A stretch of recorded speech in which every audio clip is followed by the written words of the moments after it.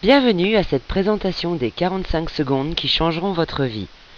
Si vous avez déjà réfléchi à ce à quoi pourrait ressembler votre vie, vous avez sans doute déjà cherché des moyens qui vous permettraient de la prendre enfin en main. D'ores et déjà, je vous remercie d'avoir ce premier regard sur cette proposition d'affaires afin de voir si elle mérite votre intérêt. Voyons ensemble comment prendre votre vie en main avec le marketing de réseau. Avez-vous déjà songé à ce que cela représenterait pour vous de prendre votre vie en main ? Voilà ce que signifie pour moi le fait de prendre sa vie en main. Si vous éliminez le temps alloué au sommeil, à vos déplacements, à vos heures de travail et aux tâches quotidiennes que vous devez accomplir, il ne vous reste alors qu'1 ou 2 heures par jour pour pratiquer vos activités favorites. La question est de savoir si vous avez suffisamment d'argent pour vous y consacrer. Nous avons découvert le moyen de prendre sa vie en main en établissant une entreprise à domicile. Ce système est si simple que chacun peut le mettre en pratique. Aucune technique de vente n'est requise et ce système a de plus l'avantage de ne demander qu'un peu de votre temps. Ce qui nous amène à nous poser cette question. Qu'est-ce que le marketing de réseau ? Parmi les différentes méthodes de distribution de produits et de services, le marketing de réseau est la moins comprise. Décortiquons ce terme. Le mot marketing désigne l'action de diriger un produit ou un service d'un fabricant ou un fournisseur vers un consommateur. L'association au mot réseau signifie qu'un système de rémunération est proposé aux personnes qui en assurent la distribution. Mais en quoi le marketing de réseau est-il différent des autres méthodes de distribution ? Il n'existe en réalité que 3 méthodes fondamentales de distribution de produits. La première, la plus courante, c'est la vente au détail. Le consommateur se rend dans un magasin pour acheter des produits. La deuxième, également connue, c'est la vente directe. Les produits sont présentés et vendus aux consommateurs à domicile, le plus souvent sous forme de réunion. Et enfin la troisième méthode, beaucoup moins connue, qui est le marketing de réseau. La distribution des produits s'effectue par le biais d'un réseau de distributeurs qui les consomment, les partagent avec leurs amis, leurs voisins et leurs proches, mais ne vendent que très peu au détail. En pleine croissance depuis une petite 60aine d'années, le marketing de réseau est promis à un essor gigantesque au cours du XXIe siècle. Soyez-y attentifs. Prenons un instant pour éclaircir un point très important. En effet, le marketing de réseau n'a rien d'un système pyramidal. Une pyramide est une structure organisée du haut vers le bas. Seuls ceux qui y sont entrés au tout début ont une chance de monter au sommet. Dans la structure du triangle inversé du marketing de réseau, tout le monde commence en bas et a l'occasion de créer un vaste réseau, plus vaste encore que celui du parrain. Il est intéressant aussi de préciser qu'une structure pyramidale n'assure pas la distribution d'un produit, mais suppose des flux financiers uniquement, ce qui est tout à fait illégal. Ce que vous allez découvrir maintenant va vous permettre d'enfin comprendre le concept du marketing de réseau. Au travers de la synthèse qui va suivre, je vais vous présenter les 4 premiers séminaires d'un livre que vous lirez ensuite si vous sentez qu'il est grand temps de prendre votre vie en main. Dans le premier séminaire, nous verrons que 2 × 2 = 4. Le séminaire numéro 2 nous parlera du syndrome de l'échec chez le vendeur. Le séminaire numéro 3 des 4 choses que vous devez faire. Et le séminaire numéro 4 à creuser jusqu'à la roche-mère. Abordons le premier séminaire qui s'intitule 2 × 2 = 4. Ce chapitre traite de l'importance du travail en équipe et du soutien aux distributeurs qui démarrent dans votre réseau. C'est au cours de cette illustration que nous commençons à utiliser le terme parrainage. Nous verrons que nous n'avons pas besoin de parrainer la terre entière pour réussir. Première hypothèse. Nous dirons que vous parrainez 2 distributeurs et que vous les formez à en parrainer chacun 2 autres, ce qui fait 4 personnes de plus dans votre réseau. Puis, vous enseignez à vos 2 premiers distributeurs comment former ces 4 personnes à en parrainer 2 à leur tour, ce qui donne 8 personnes de plus dans votre réseau. En ajoutant encore un palier, votre réseau comptera 16 personnes supplémentaires. Prenons maintenant l'exemple du parrainage de 3 distributeurs. Voyons ce qu'il se produit si chacun parraine un distributeur de plus. Vous parrainez 3 distributeurs et vous les formez à en parrainer chacun 3 autres, ce qui fait 9 personnes de plus dans votre réseau. Puis, vous enseignez à vos 3 distributeurs initiaux comment former ces 9 personnes à en parrainer 3 à leur tour, ce qui donne 27 personnes de plus. Ajoutez un palier et votre groupe comptera 81 personnes supplémentaires. Remarquez la différence entre 16 et 81. 65 personnes. Il s'agit d'une très nette différence, non? Et pourtant, la différence réelle n'est que de 1 personne. Continuons notre illustration. Supposons que chacun parraine 4 personnes, soit 2 de plus que notre première hypothèse. Après avoir formé les 4 distributeurs que vous avez parrainés à en parrainer chacun 4 autres, 16 personnes viennent grossir votre équipe. Vous avez compris le principe, vous enseignez à vos 4 premiers distributeurs comment former ces 16 personnes à en parrainer 4 à leur tour, ce qui fait 64 personnes de plus dans votre réseau. Encore un palier et votre équipe comptera 256 distributeurs en plus. Voyez maintenant la différence entre 16 et 256. Elle se chiffre à 240. Pourtant, vous n'avez parrainé et enseigné à parrainer que 2 personnes de plus. Terminons notre illustration en prenant l'exemple du parrainage de 5 distributeurs. À ce stade, vous avez compris la gymnastique. 5 x 5 égale 25, x 5 égale 125, x 5 égale 625. La différence avec 16 est alors de 609 personnes. Cependant, la véritable différence n'est que de 3, puisque chaque distributeur n'a parrainé que 3 personnes de plus. Additionnons maintenant les chiffres encerclés et nous arrivons à un total de 780 personnes dans votre équipe. Notez que pour trouver 5 distributeurs qui s'investissent à fond, vous devrez peut-être en parrainer 10, 15 ou 20. Si l'on considère uniquement la consommation des produits par les 780 distributeurs du réseau, le chiffre d'affaires est déjà considérable. Imaginons maintenant que chacun des 780 distributeurs trouve 10 clients potentiels parmi ses amis, sa famille et ses proches. Nous obtenons un total de 7800 clients. Ajoutez à cela les 780 distributeurs du réseau, cela nous donne 8580 personnes. Ne pensez-vous pas qu'avec 8580 clients, votre entreprise ne pourra faire autrement que d'être très prospère? Mais attention, vous verrez au fil de cette synthèse que vous ne devez pas travailler simultanément avec plus de 5 distributeurs inscrits personnellement.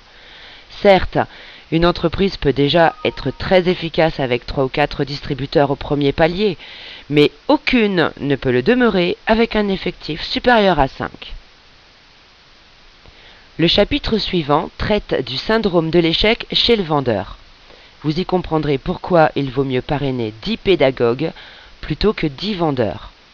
Souvenez-vous, l'erreur la plus commune est de faire la confusion entre la vente directe et le marketing de réseau.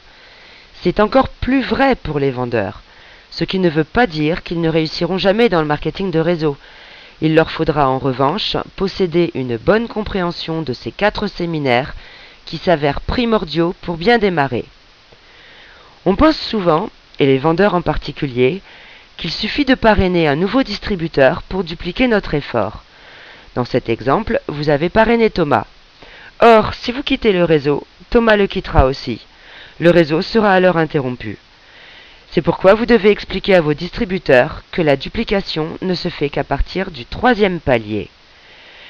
En effet, si au contraire vous avez appris à Thomas comment parrainer Carole, vous commencez alors vraiment à vous dupliquer vous-même.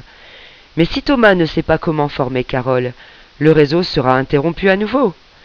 C'est pourquoi vous devez enseigner à Thomas comment former Carole pour qu'elle puisse à son tour parrainer Béa. C'est après avoir constitué 3 paliers que la duplication intervient. Le réseau continuera à exister même si vous ne vous en occupez plus. Savoir enseigner, savoir former sont des gages de réussite dans le marketing de réseau, alors qu'il n'est pas forcément nécessaire de savoir vendre. Donc en résumé, vous enseignez à Thomas comment former Carole à parrainer Béa. Ce message est important car il constitue la clé du succès dans une entreprise de marketing de réseau. Voici comment procède le vendeur typique. Il assiste à une démonstration des produits, recueille les témoignages de ceux qui les utilisent et s'informe des résultats obtenus. Fort de ces données, il va se lancer à corps perdu dans la vente. Première erreur. Lorsque vous lui expliquez que pour réussir, il doit parrainer des distributeurs, il met alors toute son énergie dans le parrainage. Deuxième erreur. Ce parrainage à la chaîne va générer autant d'abandons que de nouvelles candidatures. Pourquoi ? Parce que l'on ne peut pas travailler efficacement à plus de 5 en même temps. Imaginons que notre vendeur, en bon professionnel qu'il est, a parrainé 130 distributeurs qui en ont parrainé chacun 5, ce qui fait 650. Ajoutez ce chiffre aux 130 distributeurs du départ, nous obtenons un total de 780 distributeurs dans le réseau. Cela vous rappelle-t-il quelque chose ? À votre avis, quelle est la méthode la plus rapide ? Parrainer 5 distributeurs sérieux et leur enseigner à en former d'autres ? Ou alors, en voulant parrainer beaucoup de gens rapidement, le pourcentage des distributeurs qui restent est faible, alors qu'avec la méthode présentée dans le premier séminaire, sur un total de 780 distributeurs, le taux de conservation des effectifs est élevé. Notez donc bien que lorsque vous parrainez quelqu'un, il est plus important pour vous de l'aider à parrainer quelqu'un d'autre que de chercher vous-même à en parrainer un autre tout de suite. Ce troisième séminaire va vous expliquer les 4 principes que vous devez impérativement suivre car ils sont fondamentaux. Quiconque gagne de gros revenus dans le marketing de réseau obéit à ces 4 principes. Afin de les mémoriser, nous allons imaginer une petite histoire. Le temps maussade de Paris vous pousse à partir vers le sud pour voir le soleil de Saint-Tropez. Quand vous arriverez à Saint-Tropez, vous aurez atteint le poste que vous visiez dans votre réseau. Autrement dit, vous aurez réussi. Le premier principe. Donc la première chose que vous devez faire est de monter dans votre voiture et de démarrer. Dans le marketing de réseau, personne n'a jamais réussi sans avoir démarré. Le capital de démarrage peut se situer entre 50, 100 ou même 500 € selon l'entreprise. Deuxième principe. Puisque vous partez en voyage, vous allez devoir acheter de l'essence, de l'huile, bref, des fournitures qu'il vous faudra remplacer à plusieurs reprises. Dans le marketing de réseau, vous utiliserez encore et encore les produits de l'entreprise que vous représentez. D'ailleurs, la plupart des entreprises de marketing de réseau vendent des produits de consommation courante. Le troisième principe. Donc la troisième chose que vous devez absolument faire est de passer en 4e vitesse. En effet, vous n'avancerez pas tant que vous resterez au point mort. Dans le marketing de réseau, pour passer à la vitesse supérieure, il vous faut parrainer quelqu'un. Lorsque vous parrainez, vous passez en première vitesse. Votre nouveau distributeur parraine à son tour, vous passez en seconde.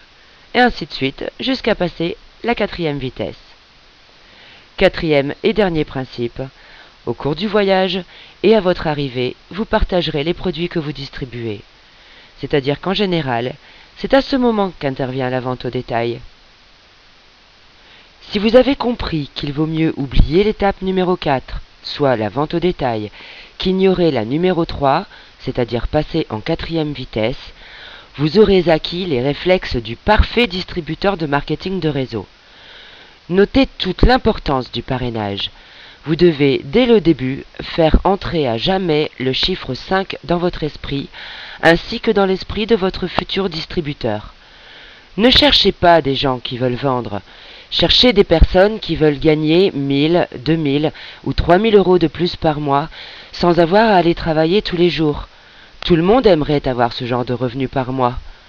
Expliquez simplement au futur distributeur qu'il devra y consacrer 5 à 10 heures par semaine s'il souhaite constituer son réseau. Rappelez-vous, la boîte de vitesse n'est pas automatique. Ne pensez surtout pas que vous êtes incapable d'enseigner à quelqu'un ce que vous apprenez au fil de ces pages. Mais d'ailleurs, vous n'aurez pas à le faire tout de suite. Votre parrain vous aidera le temps que vous en connaissiez suffisamment pour bien enseigner. Son rôle est de vous soutenir et de vous former. Et si ce travail donnait lieu à un examen, et si vous deviez répéter vos leçons 5, 6 ou même 10 fois pour espérer gagner 12 000 € au bout d'un an, hésiteriez-vous à investir 5 ou 10 heures par semaine pour arriver à ce résultat? Donc en résumé, première étape, vous montez et vous démarrez. Seconde étape, vous utilisez les produits. Troisième étape, vous passez à la vitesse supérieure. Quatrième étape, vous partagez avec vos amis. Le quatrième séminaire a pour but de vous expliquer pourquoi il faut travailler en profondeur, c'est-à-dire creuser jusqu'à la roche-mère. Il est fréquent que des distributeurs qui viennent d'entrer dans un réseau regardent courir ceux qui sont dans le peloton de tête et pensent qu'ils ne les rattraperont jamais. Détrompez-vous, comme il n'y a pas de ligne d'arrivée dans une course de marketing de réseau, tout le monde peut gagner. Prenez l'exemple d'un gratte-ciel en chantier. On dirait qu'il faut une éternité avant de voir le bâtiment prendre forme. Mais une fois les fondations en place, on a l'impression qu'il grimpe d'un étage par semaine tellement la construction progresse vite. Imaginez-vous que ce gratte-ciel représente votre réseau tel qu'il sera un jour. Au début, vous allez creuser les fondations à la pelle, ça prend du temps. Mais au fur et à mesure que vous allez aider vos distributeurs à parrainer, vous aurez besoin d'un bulldozer. Avant d'arriver au troisième palier, vu que vous atteignez la roche-mère, la tâche devient vraiment difficile et il vous faut une pelle mécanique. Mais à l'instant où vous atteignez le troisième palier, vous pouvez enfin commencer à construire en hauteur. Quand vous serez parvenu au quatrième palier, votre réseau commencera à avoir de l'ampleur. À partir de cet instant, votre édifice va s'élever rapidement. Donc si après plusieurs mois rien ne se produit, ne vous découragez pas, c'est que les fondations sont encore en construction. Par pitié, ne faites pas comme le chercheur d'or qui creuse pendant des mois sans rien trouver et qui abandonne alors qu'il se trouve à quelques centimètres d'un filon important. Pour conclure, le secret du succès dans le marketing de réseau consiste à enseigner la réussite aux autres. Un bon distributeur ne doit pas se préoccuper de son propre revenu, mais plutôt se concentrer sur la formation des distributeurs et sur le travail d'équipe. Mais cela prend du temps, car avant de pouvoir former les autres, vous devez vous-même avoir appris ce qu'il faut faire. Vous devez donc prendre l'engagement de retourner à l'école 5 à 10 heures par semaine pour vous familiariser avec l'entreprise. Ce qu'il vous faut vraiment pour réussir dans le marketing de réseau se résume en 2 phrases. Faites-vous des amis si vous n'en avez pas encore, et faites connaissance avec les amis de vos amis. Les 10 séminaires du livre 45 secondes de Don Failla sont reliés ensemble. Les chapitres qui suivent répondront aux questions que vous vous posez peut-être en ce moment. Demandez à la personne qui vous a invité à cette synthèse de vous prêter ce livre pour que vous puissiez le lire en entier.